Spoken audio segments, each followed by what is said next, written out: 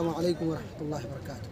मोहतरम नाज़रीन, ये अभी उस मकाम पर हम लोग खड़े हैं जहाँ बताया जाता है कि जंग लड़ी गई थी।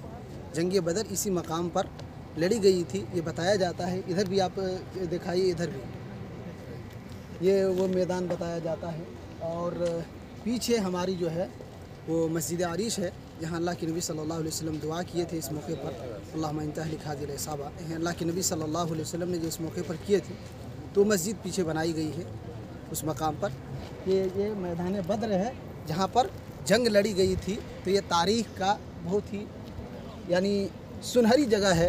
यानी एक मुसलमान को चाहिए कि वो इस जगह की मारिफत हासिल करे। अगर इधर आए हैं और यहाँ से इबरत व नसीहत हासिल करे कि अल्लाह ताला ने कम की तादाद के बावजूद, किल्लत के बावजूद, साजो सामान की कमी के बावजूद और कुफार की कसरत के बावजूद मुसलमानों को अल्लाह ताला ने कुव्वत अता की थी। मुसलमान कामयाब हुए थे और जंग जीते थे। और ये पहली लड़ाई थी जिसे अल्लाह ताला ने उस दिन को यौमुल फुरक़ान कहा था कि इस दिन से इस्लाम की तारीख़ का रुख बिल्कुल बदल चुका था। अल्लाह ताला ने मुसलमानों को सुरखुरी अता की, मुसलमानों का गलबा हुआ, लोग मुसलमानों से खौफ खाने लगे और मुसलमानों की क़ुव्वत मदीने में तस्लीम की जाने लगी। इससे पहले मुसलमानों की हैसियत बहुत कमज़ोर थी जब मदीना में उन मुसलमानों की जमात आई थी।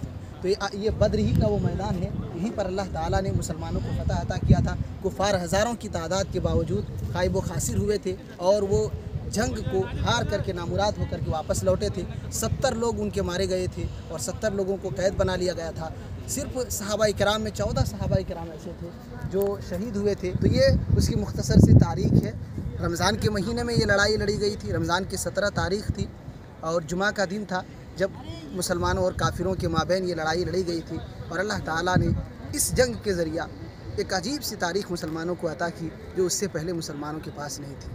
तो ये यौमुल फुरक़ान है, मुसलमानों के दरमियान और कुफ़ार के दरमियान फ़र्क करने वाली लड़ाई है। और हमारे और आपके लिए इसमें सबक है कि ईमान अगर पुख्ता है तो तादाद चाहे कितनी भी कमज़ोर हो और कितनी ही कम हो, अल्लाह ताला उसको गलबा अता करता है। ये देखिए, ये जो आपके करीब में ये गड्ढे सा दिख रहा है, लोग बताते हैं वल्लाहु आलम कि ये क़लीब बद्र है।